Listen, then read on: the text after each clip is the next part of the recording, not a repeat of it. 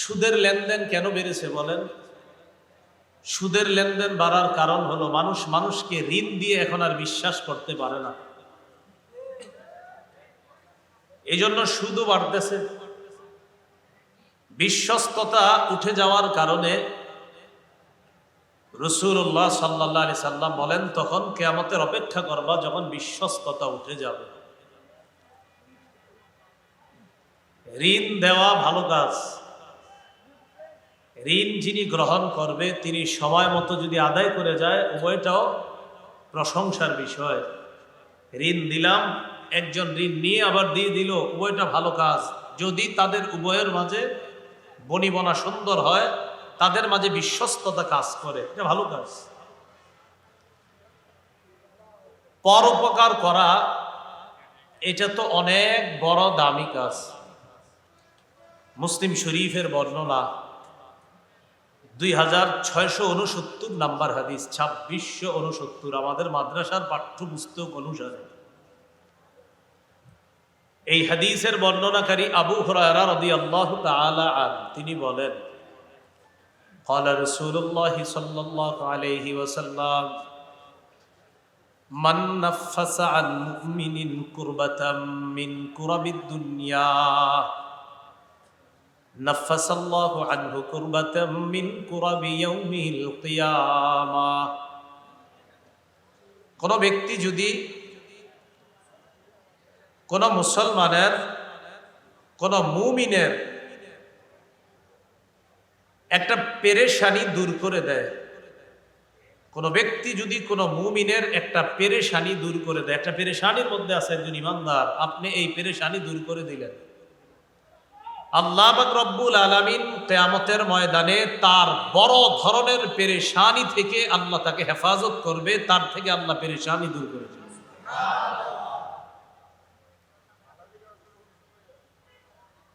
তো এই যে পেরেশানি দূর করা আরেকজনের, এটা অনেক ভালো কাজ, পরোপকার। ওয়ামান ইয়াসসারা আলা মুসিরিন ইয়াসসারাল্লাহু আলাইহি ফিদ দুনিয়া ওয়াল আখিরাহ। কোন ব্যক্তি যদি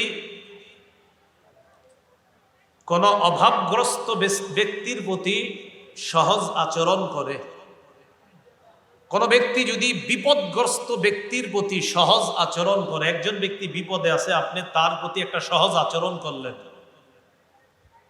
ইয়াসসারাল্লাহু আলাইহি ফিদ দুনিয়া ওয়াল আখিরাহ, আল্লাহ ওই ব্যক্তির সাথে দুনিয়া আখিরাতে সহজ আচরণ করবেন। ওয়ামান সাতারা মুসলিমান সাতারাল্লাহু ফিদ দুনিয়া ওয়াল আখিরাহ। কোন ব্যক্তি যদি কোন মুসলমানের দোষ গোপন করে, আল্লাহ পাক রব্বুল আলামিন দুনিয়া আখিরাতে তার দোষ গোপন করে। সুবহানাল্লাহ। ওয়াল্লাহু ফি আউনিল আবদি মা কানাল আবদু ফি আউনি আখি। আল্লাহ পাক রব্বুল আলামিন কোন বান্দাকে ততক্ষণ সাহায্য করে, ওই বান্দা যতক্ষণ অন্য কারো সহযোগিতা করে। কোন ব্যক্তি অন্য কারো যতক্ষণ পর্যন্ত সাহায্য করবে, আল্লাহ ততক্ষণ তাকে সাহায্য করবে। তাহলে পরোপকার করা এটা ভালো কাজ। ঋণ দেওয়া অবশ্যই ভালো কাজ। ঋণ যিনি নিবেন, যার পেরেশানি দূর হবে, তিনিও সময় মতো ঋণ আদায় করে দেওয়া, উভয়টা প্রশংসার কাজ। আব্দুল্লাহ ইবনে ওমর রাদিয়াল্লাহু তাআলা আনহুমার বর্ণনা, হাদিসের কিতাব তাবরানী শরীফ, এই কিতাবের 3070 নম্বর হাদিসের বর্ণনা, 3870 নম্বর হাদিসের বর্ণনা। এই হাদিসের মধ্যে আসছে, قال رسول الله صلى الله عليه وسلم, রাসূলুল্লাহ সাল্লাল্লাহু আলাইহি ওয়াসাল্লাম বলেন, ইন্না লিল্লাহি খালকা খালাকাহুমুল্লাহু লিহাওয়াইজিন নাস। আল্লাহর কিছু সৃষ্টি আছে যাদেরকে আল্লাহ সৃষ্টি করছে মানুষের প্রয়োজন পুরা করার জন্য। আল্লাহর কিছু সৃষ্টি আছে যাদেরকে আল্লাহ বানাইছে মানুষকে সহযোগিতা করার জন্য। দেখবেন অনেক মানুষ আছে মাশাআল্লাহ, অন্যের সব সময় সহযোগিতা করে। ইয়াফজাউন নাসু ইলাইহি ফি হাওয়াইজিহিম। আল্লাহর ওই সৃষ্টির যাদেরকে আল্লাহ বানাইছে মানুষের উপকার করার জন্য, অন্য মানুষরা পেরেশানির মধ্যে পড়ে তাদের কাছে আসে, খুব পেরেশানি নিয়ে আসে, আসার পর মুহূর্তের মধ্যে তাদের পেরেশানি দূর করে দেয়। উলাইকাল আমিনুনা মিন আযাবিল্লাহ। দুনিয়ার মধ্যে যারা অন্য মানুষের পেরেশানি দূর করে দেয়, প্রয়োজনগুলা পুরা করে দেয়, আল্লাহ নবী বলেন তারা আল্লাহর আযাব থেকে নিরাপত্তা লাভ করে নেয়। উলাইকাল আমিনুন, তারা নিরাপদ আল্লাহর আযাব থেকে। কিয়ামতের ময়দানটা হবে খুব ভয়াবহ একটা পরিস্থিতির জায়গা। সহিহ ইবনে হিব্বান নামে একটা হাদিসের কিতাব আছে, 3877 নম্বর হাদিসের বর্ণনা। عن عبد الله بن عمر رضي الله تعالى عنهما قال قال رسول الله صلى الله عليه وسلم নবীজি বলেন মান আ'আনা আবদান সাবাতাল্লাহু লাহু মাকামাহু ইয়াওমা তাজুলুল আকদাম। কোন ব্যক্তি যদি কোন বান্দার সহযোগিতা করে, আপনাদের এই এলাকার কেউ আরেকজনের সহযোগিতা করলেন, নবীজি বলেন এই ব্যক্তিকে কিয়ামতের ময়দানে যেদিন তার পা পিছলে গিয়ে সে জাহান্নামী হওয়ার সম্ভাবনা, সেদিন আল্লাহ তাকে অটল রেখে জান্নাতি বানায়। পা পিছলে যেতে দিবেন না আল্লাহ তাকে। তাহলে আরেকজনের সহযোগিতা করা খুব ভালো কাজ, কিন্তু যাকে সহযোগিতা করা হবে তিনিও এই সহযোগিতাটা সঠিকভাবে নেওয়া। তো এই সহযোগিতার মধ্যে একটা সহযোগিতার নাম ঋণ। কি বলেন তো? ঋণ। এটা তো ভালো, কিন্তু ঋণ নেওয়ার পর আপনি তাকে পৌঁছিয়ে দেওয়া, এই যে সময় মতো দিয়ে দেওয়া, ঋণটা আদায় করে দেওয়া, এটার নাম বিশ্বস্ততা। আর এই বিশ্বস্ততা যদি না থাকে, রাসূল বলেন কিয়ামতের অপেক্ষা করুন। এই বিশ্বস্ততা কি বাড়ছে না কমতেছে? হ্যাঁ, কিছু ক্ষেত্রে, প্রায় ক্ষেত্রে বিশ্বস্ততা কমে যাচ্ছে আমাদের। আল্লাহ হেফাজত করেন। তাই সুদের হার বেড়ে যাচ্ছে। ঋণ দেওয়া ফজিলতের কাজ। সূরা বাকারা 245 নম্বর আয়াতে আল্লাহ বলেন মান যাল্লাযী ইউকরিদুল্লাহা কারদান হাসানান ফায়ুদাইফাহু লাহু আদআফান কাসীরা। যে ব্যক্তি আল্লাহকে কর্জে হাসানা দেয়, আল্লাহকে কর্জে হাসানা মানে কাউকে আল্লাহর জন্য কর্জে হাসানা দিলেন, আল্লাহ তাকে দ্বিগুণ পুরস্কার দান করেন। ওয়াল্লাহু ইয়াকবিদু ওয়া ইয়াবসুত। আল্লাহ রিজিক বাড়ান, আল্লাহ রিজিক সংকুচিত করেন। ওয়া ইলাইহি তুরজাউন। আল্লাহর কাছে তোমরা ফিরে যেতে হবে।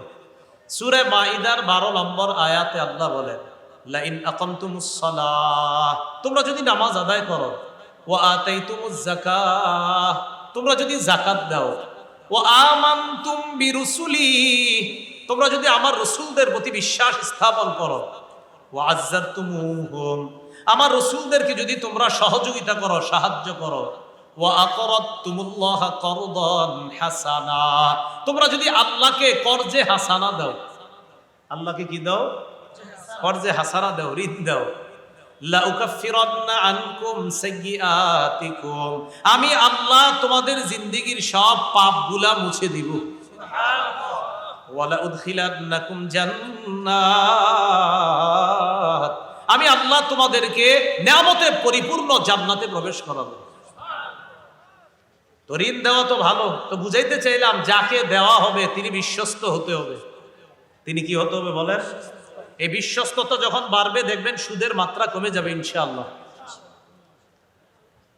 আব্দুল্লাহ ইবনে মাসউদ রাদিয়াল্লাহু তাআলা আনহুর বর্ণনা, আন আব্দুল্লাহ ইবনে মাসউদ রাদিয়াল্লাহু তাআলা আনহু قال قال رسول الله صلى الله عليه وسلم ما من مسلم يقرض قرضا مرة كان كصدقته مرتين।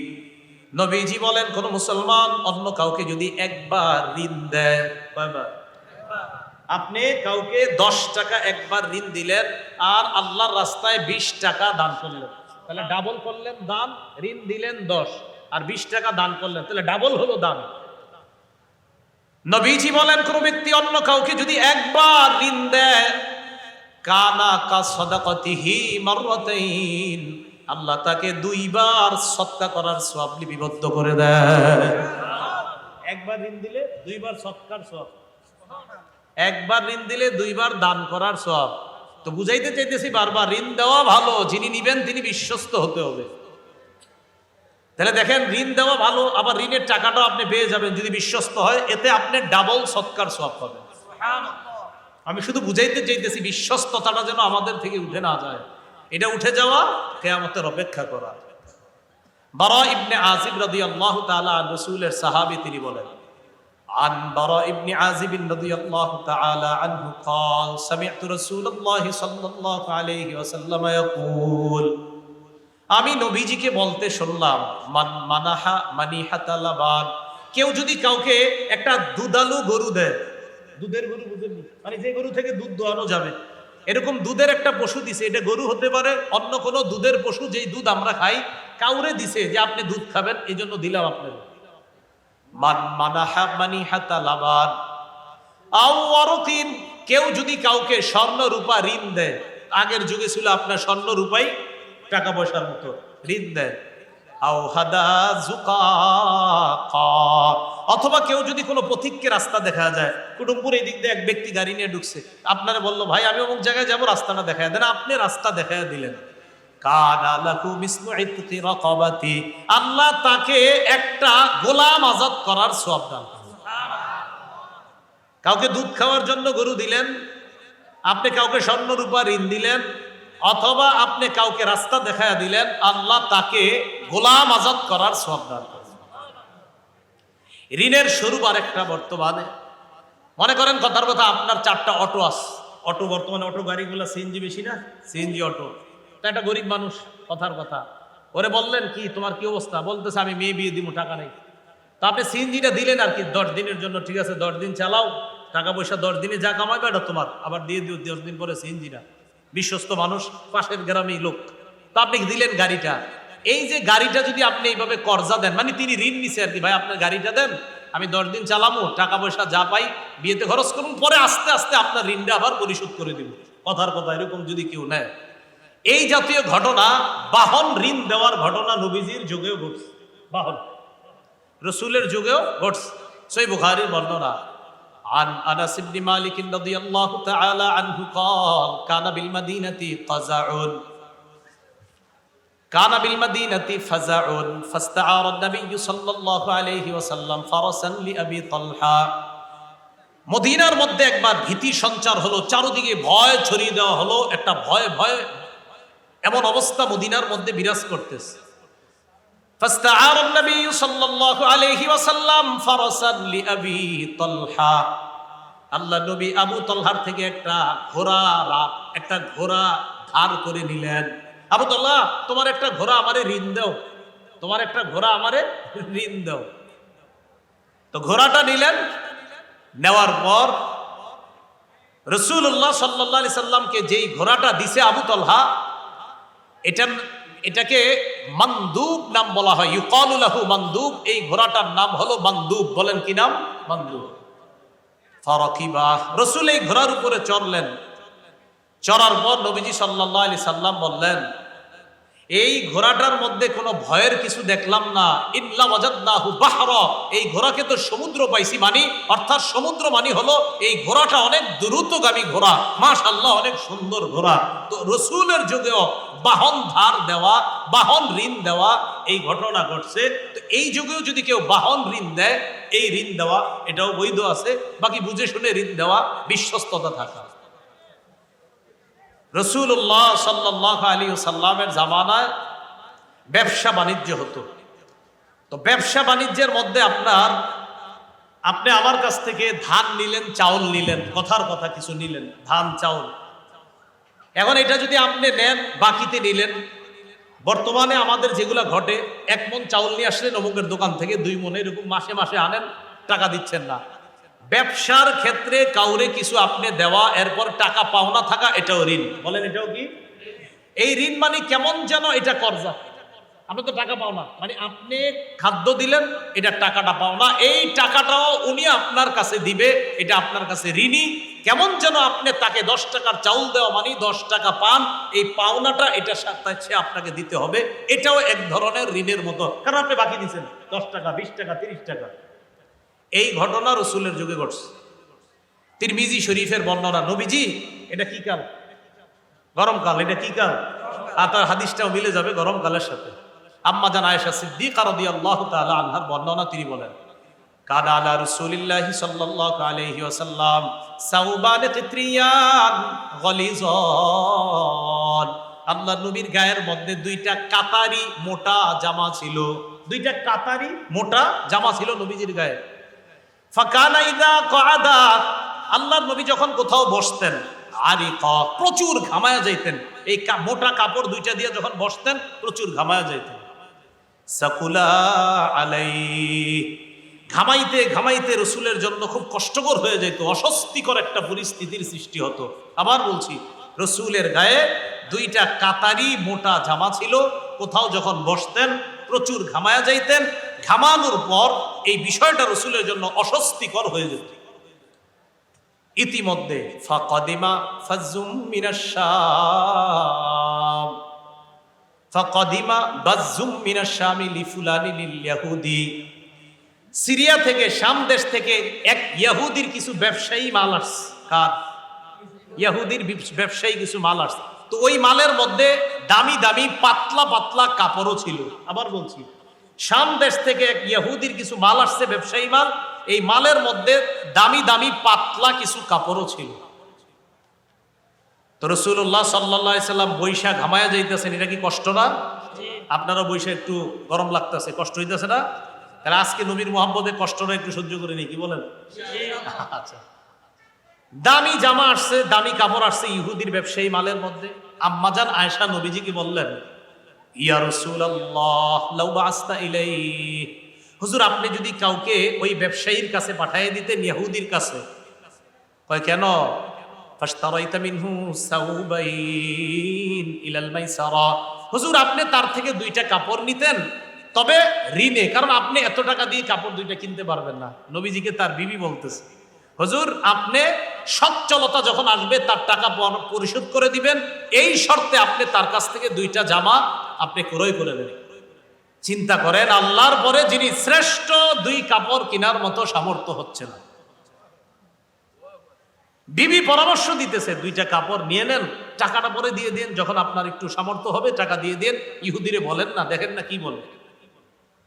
ফারসালা ইলাইহি রাসূলুল্লাহ সাল্লাল্লাহু আলাইহি ওয়াসাল্লাম, আল্লাহ নবী এক সাহাবীকে পাঠায়া দেয়, যাও ইহুদির কাছে যাও, যাওয়ার পর বলবা দুইটা কাপড় আমি বাকিতে নিতে চাই, সচ্ছলতা আসার পর টাকাটা পরিশোধ করে দিব। নবীজির প্রতিনিধি ইহুদির কাছে যায়, যাওয়ার পর ইহুদি আল্লাহ রাসূলের ওই সাহাবীকে বলল, কদ আলিমতু মা তুরিদ, ইহুদি কয় আমি জানি তুমি কি চাও। ইন্নামা তুরিদু আন তাযহাবা বিমালি, আমি জানি তুমি আমার সম্পদ আত্মসাৎ করতে চাও। আমি জানি তুমি আমার সম্পদ আত্মসাৎ করতে চাও।